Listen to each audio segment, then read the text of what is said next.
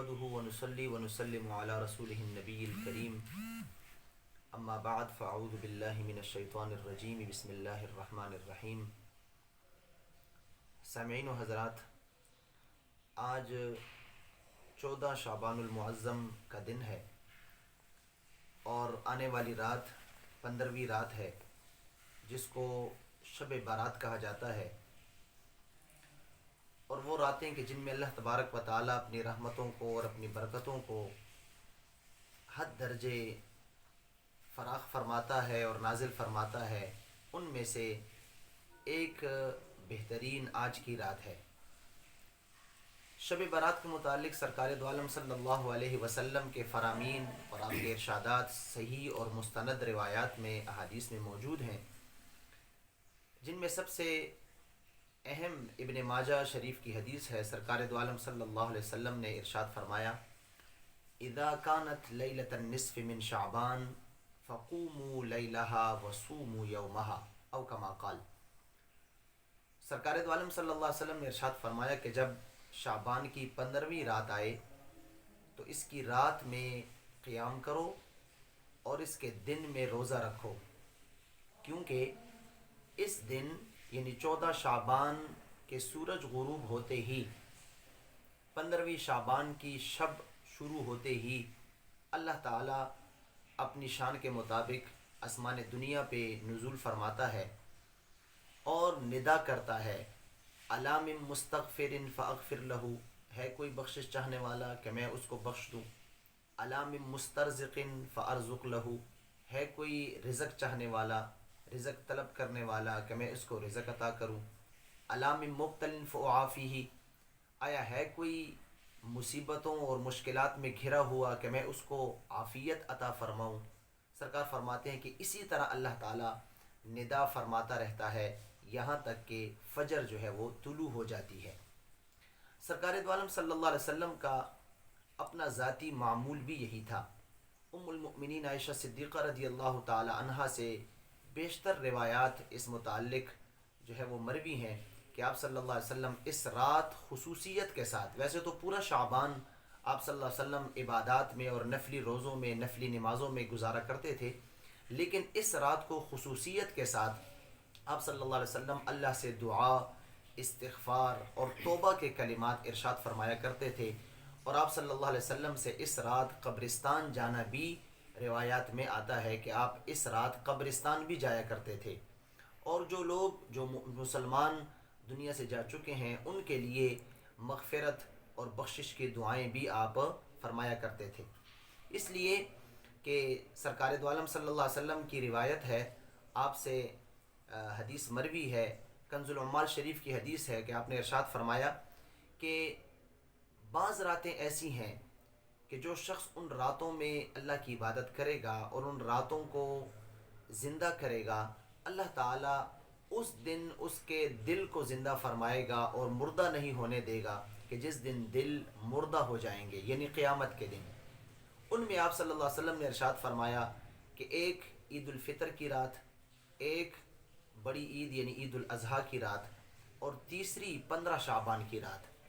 کہ جو شخص ان راتوں میں اللہ تعالیٰ کی عبادت کرے گا اس کا دل جو ہے وہ قیامت کے دن مردہ نہیں ہوگا۔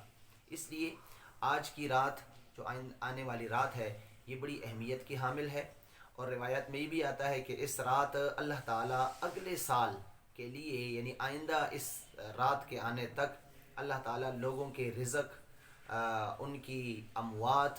اور ان کے حج وغیرہ کے فیصلے فرماتا ہے، اور فرشتوں کے حوالے وہ ڈیوٹیاں کر دی جاتی ہیں کہ انہوں نے آئندہ سال کس شخص کی روح کو قبض کرنا ہے اور کس کو جو ہے وہ جس کی روح قبض نہیں کرنی۔ اس لیے اس رات کو نہایت اہمیت ہمیں چاہیے کہ ہم اس کو اہمیت دیں اور اس رات کو شب بیداری کریں، جتنی اللہ تعالیٰ نے جس کو توفیق دی ہے، استطاعت دی ہے، اس رات کو وہ عبادت میں گزارے، نیک اعمال میں گزارے، خصوصاً اس رات میں استغفار اور توبہ، اللہ کی بارگاہ میں اپنے گزشتہ تمام اعمال جتنے بھی انسان سے گناہ ہوئے ان اعمال کی توبہ اور استغفار وہ ضرور کریں، تاکہ جب ہمارے متعلق فیصلہ ہو رہا ہو آئندہ سال کے لیے تو ہمارا نام اللہ تبارک و تعالیٰ کے ہاں توبہ کرنے والوں میں اور اللہ کے نیک بندوں میں شمار کیا جائے۔ بہت سارے بد نصیب بدبخت ایسے بھی ہیں کہ اتنی مبارک رات میں بھی ان کی جو ہے وہ مغفرت نہیں ہوتی۔ سرکار دو عالم صلی اللہ علیہ وسلم کی احادیث سے اس کا خلاصہ یہ ہے کہ بہت سارے ایسے ہیں بدبخت ہیں کہ آج کی رات کہ اللہ تعالیٰ اپنی رحمتوں کو اور برکتوں کو اپنی بخشش کو جو ہے وہ بہاتا ہے، لیکن اس رات بعض بدبختوں کی توبہ قبول نہیں ہوتی، ان پہ وہ رحمتیں وہ برکتیں ان پہ نازل نہیں ہوتی، ان کو ان سے کچھ حصہ نہیں ملتا۔ ان میں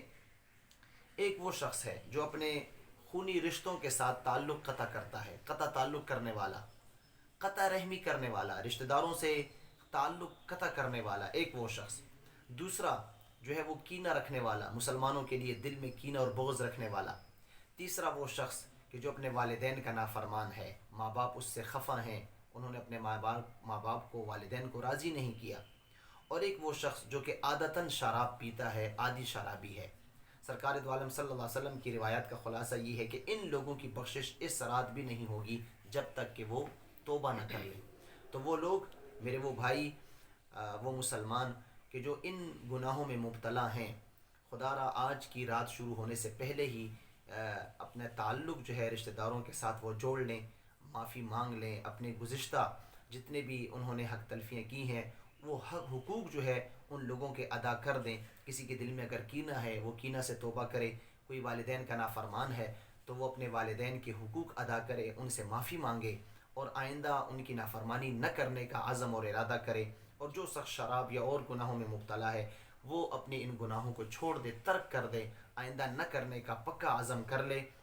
اور اس رات آج کی رات وہ اللہ تعالیٰ کی بارگاہ میں گڑ گڑائے توبہ کرے تو انشاءاللہ العزیز اس کی توبہ بھی اللہ تعالیٰ قبول فرمائے گا، اور آج کی رات کی جو برکتیں ہیں جو رحمتیں ہیں وہ اس پہ ضرور اللہ تعالیٰ نازل فرمائے گا۔ اس کے علاوہ بعض بزرگوں کے کچھ معمولات بھی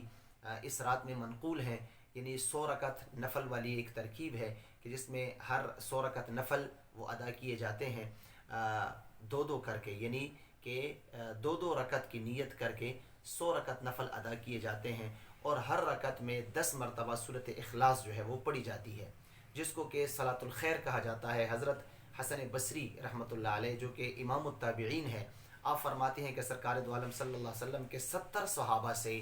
میں نے جو ہے وہ یہ عبادت جو ہے وہ سیکھی ہے اور ان سے میں نے نقل کی ہے۔ اس رات جو شخص یہ عبادت کرتا ہے اس کو صلاۃ الخیر کہا جاتا ہے۔ اس نماز کو جو صلاۃ الخیر ادا کرتا ہے اس ترتیب کے ساتھ، اللہ تبارک و تعالیٰ اس پہ اپنی رحمتیں اور برکتیں جو ہے وہ بہت زیادہ جو ہے نازل فرماتا ہے۔ اس لیے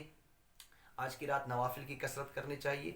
ضروری نہیں ہے کہ انسان اپنے لیے کوئی مخصوص کر لے، جتنی اللہ تعالیٰ نے توفیق دی ہے آج کی رات نوافل میں، صدقات اور خیرات میں، توبہ اور استغفار میں، درود شریف میں اپنے لیے اور اپنے جو ہے وہ مردگان کے لیے، اپنے بڑوں کے لیے جو دنیا سے جا چکے ہیں ان کے لیے خصوصیت کے ساتھ مغفرت کی دعائیں کرے، اور پھر پوری امت مسلمہ کے لیے جو ہے وہ ضرور دعا کرے کہ آج پوری امت ایک کرب اور تکلیف کی اذیت میں گزار رہی ہے، آج پوری امت مظلوم ہے، مجبور ہے، جہاں اپنے لیے دعا کرے، پوری امت کے لیے اور خصوصی طور پہ اپنے ملک پاکستان کے لیے ضرور دعا کرے۔ اللہ تعالی ہم سب کو آج کی رات عبادت کرنے کی توفیق عطا فرمائے اور اپنے گناہوں پہ شرمندہ ہو کر آئندہ نہ کرنے کی توفیق عطا فرمائے۔ وآخر دعوانا الحمد للہ رب العالمین۔